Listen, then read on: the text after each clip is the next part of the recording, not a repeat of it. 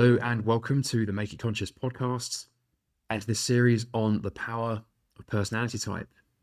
In this episode, we're going to be exploring the SAGE, the function technically known as introverted thinking. This is one of the 8 ways in which your mind, my mind, everyone's minds can operate. And depending on what your personality type is, you will have a very conscious relationship to this function or a very unconscious relationship to it. So if you are of the personality types INTP or ISTP, you will be among the most familiar with this way of operating. Likewise, ENTP or ESTP, but also those who have this as something very unconscious, like the ENFJ or the ESFJ. Whatever your type is, you will have some relationship to this function. So then, what is this about?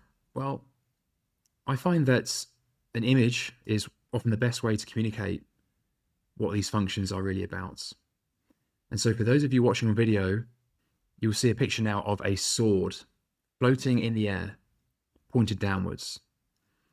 And so this is calling on ancient symbolism, the symbol of a sword, which for those of you familiar with the tarot, you'll know that this speaks to intellect and is also associated with the elements of air. Because what does a sword do? It cuts. It slices things apart. Ideas, mainly. It can divide one thing from another thing. And that can be very useful. It can be used for good purposes and with wholesome intentions. But of course, it can be harmful. And when we talk about swords, the primary intention is a harmful one, of course. But the idea of something that can cut, split apart, discern, tell one thing from another thing, it's not judgment, it's discernment. Right? There's a difference between someone who has a psychology degree and someone who really studies the mind. They're not the same thing. This is a function that knows the difference. It understands that there can be overlap, but that sometimes it's the opposite. Sometimes appearances can be very misleading. And so it's different from the seer function, introverted intuition, which senses and knows when something isn't what it appears to be. The sage will work it out. It will deduce it. It relies on theory. It has a very rich and complex inner system. It's concerned with building the perfect theory, complete understanding, as opposed to applying that understanding in the world. So its close cousin is what I term the commander function. That's extroverted thinking. And extroverted thinking is more concerned, some would say, with application. What works in the world, what's efficient, what's optimal. And that is true. And yet, what Jung said about it was that it actually draws principles from experience. So, whereas the commander is drawing principles from experience that, of course, can be applied, the sage does the reverse. It brings what it perceives, because it is a judging function. So when the user of this sage function perceives something about the world or themselves, it's bringing it into their internal model. And what it's driven by is attaining some kind of ultimate logical correctness or perfect theory. That is the sage. And so in this image here, the sword is pointing downwards, which symbolizes a kind of independence and unity and solidity about this function. It's not moving outwards, it's just staying where it is. So then, I'm now going to read off a number of characters from fiction who use this function. Some of this might come as a surprise to you. James Bond, a sage, really? Well, he is almost certainly a user of the sage function. Now, It's not that obvious in him, is it? Let's take another one. Lara Croft, Neo from The Matrix, Anton Chigurh from No Country for Old Men. Thing is, because this function is an introverted function, it doesn't show itself necessarily that overtly, particularly in the case of James Bond and Lara Croft, who are almost certainly sensation types as well. In fact, they featured in the previous episode about the tactician. That means that they introvert their thinking process. I don't think they're feelers, so we can almost deduce that they use this function, even if they don't portray it particularly obviously. James Bond is very adaptable. He's clearly thinking on his feet much of the time. Lara Croft the same. But when he's judging, when he's organizing, he's doing it internally. And for that reason, it doesn't display itself in such an obvious way. Someone who does use this function, maybe in a slightly more obvious way, or almost caricaturial way, is Doc from Back to the Future. Now, unlike James Bond and Lara Croft, he is an intuitive, quite clearly. He is the almost as close as you can get to the archetypal nutty professor. So he's using the explorer, he's using extroverted intuition, but he's most certainly backing that up with introverted thinking. He's coming up with these wild theories, and he's relying on theories to actually produce what he produces, to create the time-traveling DeLorean, for example. So people who use this function as one of their core, one of their first two functions, can also sometimes seem a little disconnected from what's going on around them. Sometimes, in the case of Doc, because he's just so overcome with energy and excitement for exploring ideas and experimentation. But in the case of James Bond and Lara Croft, it's more that they are not leading with feeling. So you've got to bear in mind not only what this function is, but what it isn't. And what it isn't is concerned with getting everyone's needs met, making sure that the emotional environment is in harmony. That would be the caregiver function. That would be extroverted feeling. This is not that. This is introverted thinking.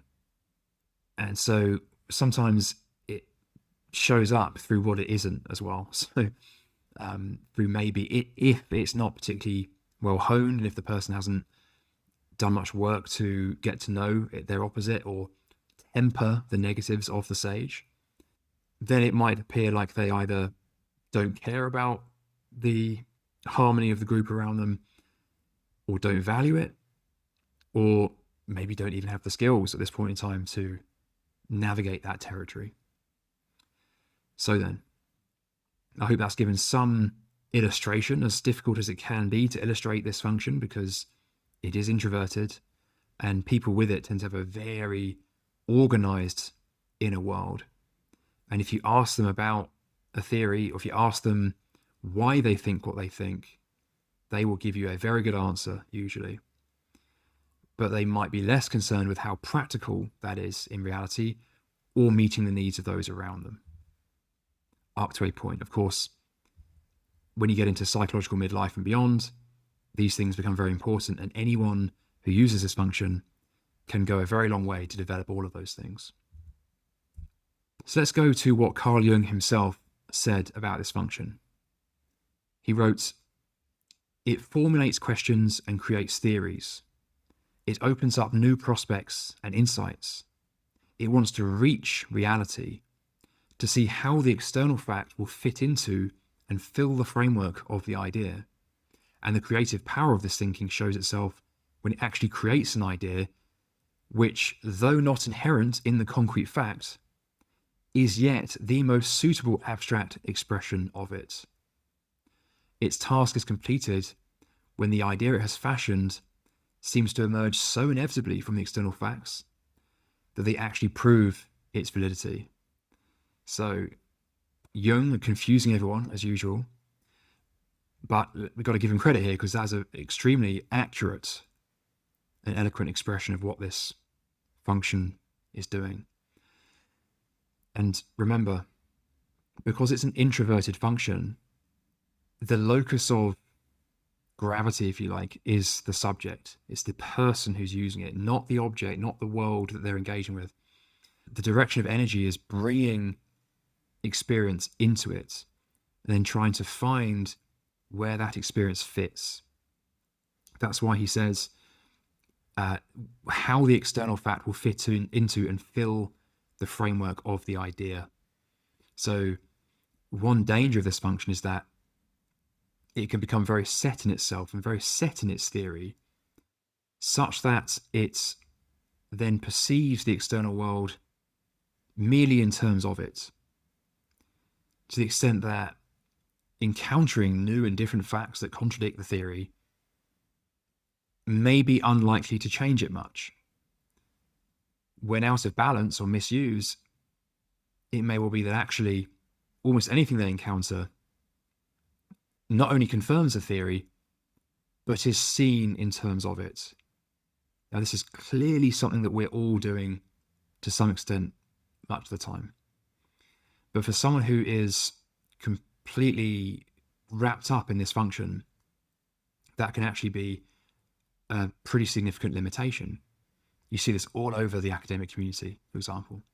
The same can also be said for the other introverted judging function, introverted feeling. So in much the same way, when that function is not being used skillfully or is not well developed, same thing can happen. It can see its feelings in the world, essentially, see its value system in the world, and mistake the world for what is actually happening internally. So in just the same way, there's kind of like an equivalent problem of projection either way. The introverted function is seeing the world in terms of it, and extroverted functions, in just the same way, see themselves in terms of the world. At least that's one of the errors that each of these orientations can make.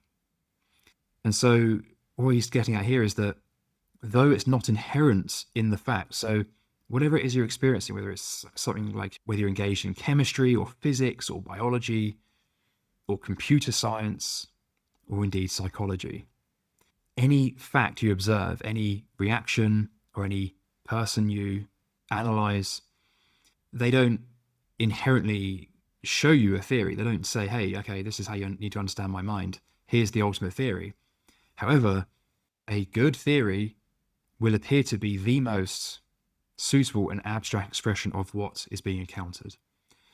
There's a lot of debate in the personality community as to what Carl Jung's personality preferences were. In fact, this is probably one of the biggest elephants in the room when it comes to Jungian psychology, because if the creator of theory cannot be easily typed using his own system, well, we can talk all day about what his type is, or we can just address the elephant in the room, which is that it's hard to type him. Like, that itself is kind of interesting, right? Could be a number of reasons for that. However, one supporting fact for the idea that he maybe used this function is that certainly early in his career, like, he was developing a lot of theories, right? Psychological types itself is a theory that he developed. So he embodied this just the way that he's describing. And so the task is completed when the idea is fashioned just seems to be the only possible model for what might be going on, the only possible inner model or theory that, when done accurately and well, is able to capture every possible instance of an outward occurrence. That's what makes a theory sound, ultimately, rather than just shoehorning facts into a theory. Right. So, in summary, let's bring it back to basics here, and let's just look at how this function shows up, what it looks like, what it does. Okay, so it's essentially analyzing complex information to understand the underlying logical structures and principles, but it's not principles in the sense of the commander function, which wants to apply principles. It's more abstract theoretical principles that explain and maintain complete, comprehensive logical accuracy. So it breaks down problems to understand how they truly work. It's very concerned with how things actually work. Again, that differentiates it from the commander, which isn't concerned with theoretical accuracy to quite the same extent. To the commander, like, if it works, that proves the accuracy. But for the sage, the accuracy for its own sake is of utmost importance. So it's really about building accurate mental models. And for those who use this function in one of their core positions, that is what's really satisfying to them about it. This is what really feels enjoyable about this function. It's finding the answer. It's getting to the core, most perfect, almost beautiful, abstract truth. So some people who use this function, certainly not all, but some make very good software programmers, for example, because in software, you are rewarded for doing things in an efficient way. And that can be very, very hard to figure out. And bear in mind that real world problems are they can be infinitely difficult because they're not driven by any other parameter other than something that needs to happen, something that you need to do. So they can create the most complex problems that need solving. And so someone who uses the sage function can find that very satisfying. But at the same time, it can be incredibly frustrating when you bang your head against a brick wall for days trying to figure out how to solve a really simple thing that might end up being fairly inconsequential in the end. So a danger here is that actually someone who's using this function becomes less concerned with how things actually apply and is just so intent on seeking that accuracy that they lose track of what actually matters in terms of deliverables.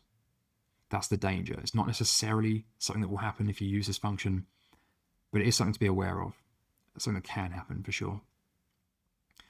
So why do they call it the sage? Well, because it captures that truth-seeking quality. Because ultimately this person is trying to understand reality. They're trying to get to truth. And that implies kind of wisdom. Every function has its own kind of wisdom. But this has a particularly abstract kind of wisdom. It's trying to get to that ultimate truth in some way. I would say that seer and commander users are trying to do that too. And certainly types like the INFJ really value truth. In fact, the INFJ also uses this function in that tertiary slot. So they're using the seer and the sage. So certainly truth is not the exclusive remit of the sage, but it has a particularly salient relationship to truth that this name attempts to capture. And so it's about understanding not just what there is, but why. And that's key. Many functions aren't really concerned with the why. They maybe are more concerned with what appears to work. But unless you really understand the why, what appears to work now won't be what works tomorrow. It will work for some time and eventually it will stop. The sage is trying to get around all of that. They're trying to find the ultimate principle to what allows it to work in the first place. So it excels at rigorous analysis and independent reasoning. That's key. It's not easily swayed by the opinions of others, at least when it's off doing its own thing. As it starts to be brought back in, and especially for those who have this in their auxiliary, so like the ENTP and the ESTP, they might be a little more swayed by the thoughts of others and particularly what the group wants, but not necessarily. They can also be, and generally are, pretty independently minded. So then, who uses the sage? Well, as I mentioned, it's the INTP, ISTP, ENTP, and ESTP. Those four types, have this function as one of their two core functions. However, this is also a very important function in the growth of the ENFJ and the ESFJ. Why? Well, because those two types have this as their inferior function. Because they lead with the caregiver, that's extroverted feeling, they have a very important relationship to introverted thinking. It's their least developed function, and it will always remain somewhat unconscious to those two types. And as they get older and as they develop more, into midlife and beyond, that becomes a very important relationship in terms of reconciling with it, coming to understand it, and building a relationship to it, most importantly, because they will never be able to integrate it completely. And then again, also as a tertiary function, the INFJ and the ISFJ also have a pretty key relationship to the sage as well. And both of which, especially as they get a bit older, will be somewhat familiar with this function. It's often said that the tertiary comes on board typically in the 30s and beyond. Well, I think there's a risk of being a bit too prescriptive about when such things happen. Everybody uses this function to some degree throughout their entire lives. But what can happen in the case of these two types, INFJ and the ISFJ, is that because the sage is in that tertiary slot, that third position, and because it shares the introverted orientation with their dominant function, it can be somewhere they go either at times of stress, because counterintuitively, it often feels a bit more comfortable than their extroverted auxiliary function, right? So rather than going to that caregiver that's in second place, there might be a tendency just to withdraw into that introverted comfort zone. And so because they're not organizing their world using the caregiver, they're going to start organizing using the sage instead. So the loop for these two types, their particular flavor of loop, is getting stuck between their dominant perception, whether that's intuition or sensation, and that tertiary sage function. So they can get stuck between perceiving something and then thinking about it incessantly, and then perceiving what does this mean, and then trying to slot it away somewhere, trying to organize their mind. And when you get stuck in that loop as a human being, that can be very, very distressing. So the trick there is to break out of it with the extroverted function, is to engage that less comfortable part of yourself. So then, all of these types need to bear this function in mind and work with it during shadow work and individuation. So how it shows up then, how can you recognize the sage? Well, it's driven by the need for intellectual clarity and understanding and building accurate mental models, seeking to understand the underlying principles that actually make sense in theory. Because again, the commander, extroverted thinking, is also concerned with principles. But the sage is concerned with what is theoretically accurate. So to generalize shamelessly, the sage is more likely to lean towards pure maths and physics, quantum theory, whereas the commander, its close cousin, is more likely to veer towards business models, principles, finance, strategy, psychological systems that people can apply. Now, it's a gross generalization because both can do both as well. But just to illustrate here, this is something I want to make very clear, because it's very common to hear people talking about type in these kinds of ways. But the danger there is that, say you use this function, but you happen to have an interest in finance and business and the markets and the economy, you might make the mistake of thinking that you're using the commander function when actually you're using the sage function. So I give these examples with that caveat that there are many, many exceptions to this. And the only way to truly know and to understand yourself and your type is to do the work, is to engage with these functions, is to study type, is to listen to these podcasts, is to engage in active imagination with these functions in symbolic form. There is no shortcut to this. Ultimately, the only way to know yourself is through doing the work. And that's a good thing. If you want a shortcut, where's that coming from, right? So anyway, a lot of this I've said already, but some of the things a sage is very good at: spotting logical inconsistencies. So if you're ever in a conversation with someone, you said something that maybe was a little bit of a generalization like I just did. See, a sage would be very likely to call me out on that and say, well, hang on a second, what about these guys over here that are into economics and finance and happen to be sage users? So I preempted that and gave that caveat just now. The sage function is very likely to do that. it will spot logical fallacies as well. It will say, you're involved in circular reasoning or appealing to authority, and it will always come at you with these kinds of flags. So it's very hard to get around it, and that's a good thing. Like, why would you want to get around it? Ultimately, this function is, when used well, it's serving truth. So it takes apart complex systems, questions established ideas, because again, it's not as beholden to what people think of it. It's not as concerned with meeting the needs of the group. And that allows it to think very independently. And we need that so desperately, right? Our culture needs that so desperately.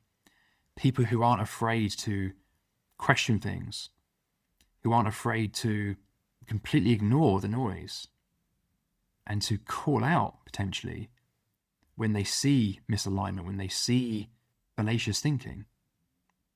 So what this might look like in practice is the person who asks, does that actually make sense? Who values that accuracy over social harmony. And of course you need both, because accuracy has a kind of harmony of its own. And harmony has a kind of accuracy. In fact, on that note, I'm going to go next to a shadow map. Let's jump there, which just breaks down the shadow dynamics of this particular function. If you haven't become familiar with my shadow map model, there is an entire series on that. If you just want an overview, you can check out the first episode of that. It's actually very simple. So it's just a way of splitting apart the bivalence of this function, because every function has a light and a dark side. And so just as the sage can be analytical, precise, and independent, when imbalanced or misused, it can also run the risk of being critical, detached, or even condescending. And what it tends to avoid is that caregiver function, anything related to that. It's being diplomatic or considerate or nurturing or trying to maintain group cohesion. However, it might need to do some of that or learn or become familiar with that if it wants to truly be precise and analytical. Because what happens if you become completely detached from that side of existence? Well, it's funny what happens, because there's this effect called enantiodromia, which very simply means that extremes run to their opposites. So if you completely ignore the need for extroverted feeling, you become so critical, so detached, so condescending, that actually that can become what? Well, it can become manipulative. That can become a kind of selfish. That can become a kind of dishonest. And that's precisely the thing that the sage doesn't want to be, at least not consciously. It will say that's the last thing it wants to be.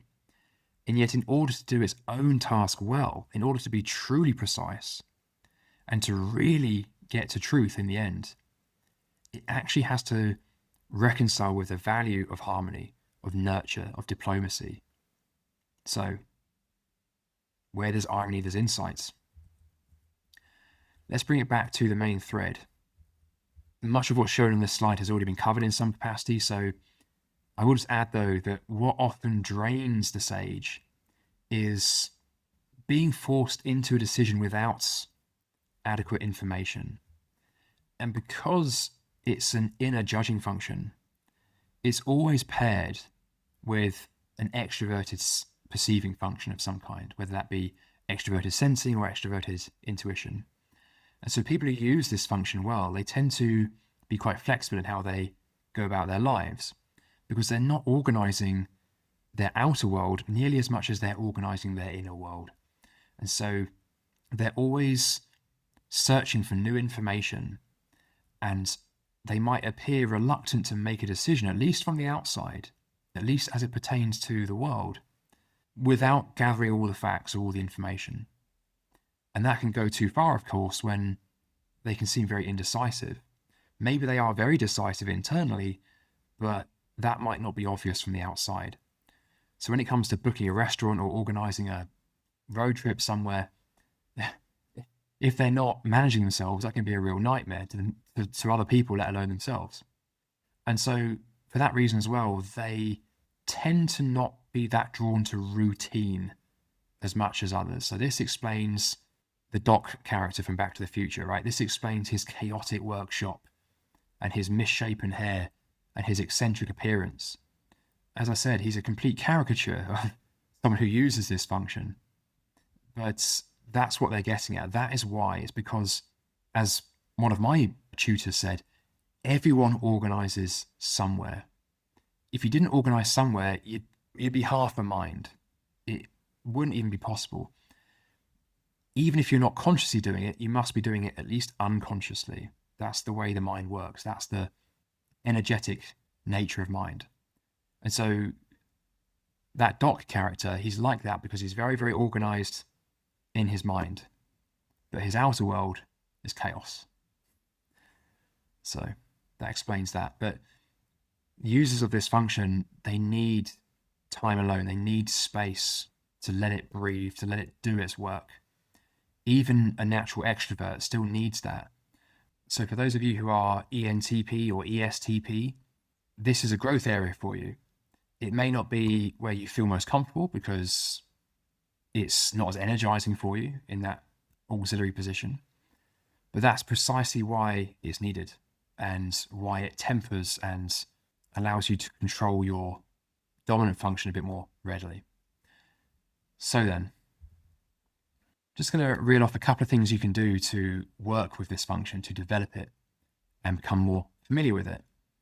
An easy one, or at least a simple one that everyone can do, is to practice complete honesty in all situations.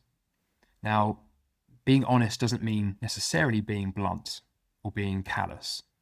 So that's the art of this practice, right? It's being honest and not allowing yourself to be callous at the same time.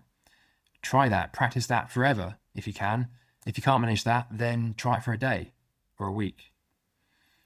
So that's the first thing. But then also in dedicated inner work, either through meditation to become more aware of your thoughts. So just basic breath meditation can help with that.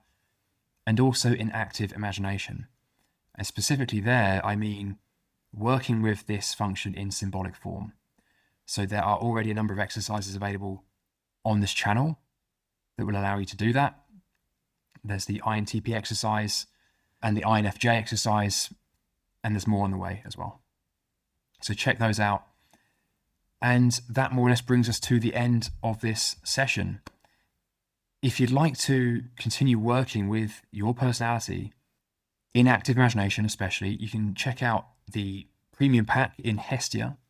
So there is the Personality Alchemy Active Imagination Pack.